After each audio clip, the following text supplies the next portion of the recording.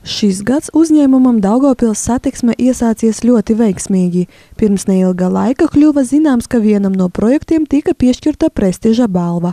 Un pēdējo mēnešu laikā šis ir jau otrais šāds Daugavpils pašvaldības uzņēmuma sasniegums. Mēs pat tiešām bijām priecīgi saņemt balvu pagājušā gadā, un tagad jau var teikt, ka mēs varam sākt lepoties, jo šī gada sākumā mēs saņēmām Latvijas būvniecības gada balvu, 2. vietu saistībā ar sabiedriskā transporta līniju no Ķīmijas uz Vecstropiem.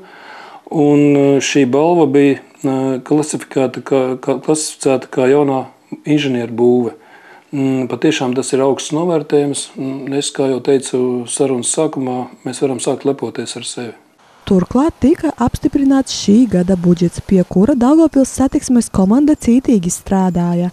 Uzreiz teiksim, ka nekādus nepatīkamus pārsteigumus nevajadzētu gaidīt. Nozīmīgs fakts, ka neskatoties uz visiem ģeopolitiskajiem satricinājumiem un ekonomisko situāciju valstī, mēs ar prieku varam pateikt, ka veiksmīgi ir pieņemts 2025. gada budžets. Un ir izdevies saglabāt visas tās atlaides un visus tos tarifus, kas bija 2024. gadā. Tātad ekonomiskā situācija, neskatoties uz saviem satricinājumiem, nav nekādā veidā iespaidojusi to finansiālo daļu, kas attiektos uz mūsu pilsētas iedzīvotājiem. Šoreiz veiksmīgi noslēdzās iepirkums, kura ietvaros uzņēmums plāno uzstādīt elektronisko pasažieru uzskaites sistēmu, bet šajā gadījumā konduktori paliks bez darba. Taču, kā nereiz vien izteicies Artis Druvenieks, viņa plānos nekad nav bijusi štatu samazināšana, tāpēc tika izskatīti varianti darbinieku virzīšanai citiem amatiem, piemēram, tramvaja vadītāja lomai.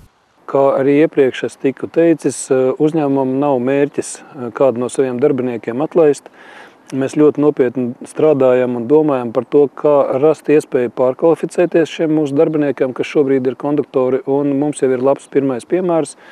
Tātad pirmie 4 konduktori, jau var teikt bijušie, ir veiksmīgi pabeiguši specializētus tramvaju vadītāju kursus un ir saņēmuši tramvaju vadītāju apliecības. Ņemot vērā, ka tiks ieviesta elektroniskā pasažieru reģistrācijas sistēma, uzņēmuma mājaslapai nepieciešami būtiski uzlabojumi un izdevies iegūt dotāciju šim projektam.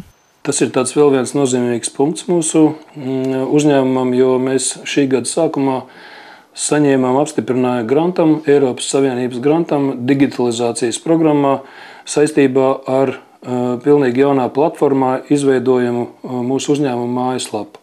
Nozīmīgi tas ir tieši tāpēc, ka mēs šobrīd esam procesā un iepirkumā, kas ir saistīts ar elektronisko norēķinu sistēmu, un šīm abām sistēmām ir nākotnē jāstrādā tandēmā.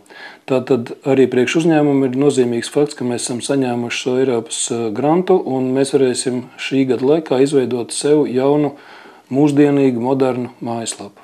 Šogad jau daudzi pilsētas iedzīvotāji pamanījuši, ka vairākām sabiedriskā transporta pieturām mainīti nosaukumi. Šeit ir būtiski atzīmēt, ka mēs paši pilsētā redzam, ka laiks mainās. Mainās arī uzņēmumi pilsētā, mainās ekonomiskā situācija. Un pagājušā gadā kļuva pietiekoši saprotami, ka ir zināmas pieturvietas sabiedriskā transporta, kuru šie nosaukumi vēsturiski ir novecojuši un neatbilst reālajai situācijai šobrīd. Līdz ar to šogad, 25. gadā, mēs sadarbībā ar pilsētas transporta komisiju esam nomainījuši 10 pieturvietām nosaukumus, kas ir šobrīd atbilstoši tai situācijai un reālajai būtībai, kāda tā ir šobrīd pilsētā.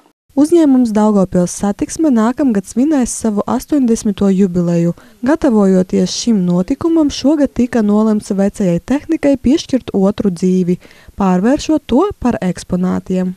Mēs uzskatām, ka vēsturi ir pareizi atcerēties, un ņemot vērā, ka viss jaunais diezgan ātri ienāk mūsu dzīvē, mēs saprotam, ka tās lietas, kas bija aktuālas pagājušā gadsimtā, mēs diezgan ātri arī aizmirstam. Līdz ar to mums ir saglabājušies vairāki tehnikas eksemplāri, kas ir no pagājušā gadsimta. Mēs uzskatām, ka šiem eksemplāriem obligāti būtu jāsaglabājās, lai mēs varam paskatīties tādā kā skatienā pagātnē un atcerēties, kā tas kādreiz notika mūsu pilsētā. Mums aiz muguras ir viens no šādiem eksemplāriem, tā ir sliežu slīpējama mašīna. Protams, ka mūsdienās šāda ierīce vairāk reāli dzīvē nedarbojās. bet tajā pašā laikā mēs saprotam, ka pilnīgi aizmirst šādu vēsturisku eksemplāru būtu nepareizi. Nākotnē mēs plānojam gan šo, gan vēl 3 no šiem vēsturiskajiem tehniskajiem eksemplāriem izvietot tādā kā nelielā izstādē, kas atradīsies 18. novembra ielā pie mūsu galvenās biroja ēkas. Un tā ir tikai neliela daļa no šogad jau paveiktā vai plānotā. Vairāk par Daugavpils satiksmes plāniem uzzināsiet raidījumā Ceļā ar Daugavpils satiksmi, ko trešdien, 19. martā tiešraidē raidīs kanāls LRT+.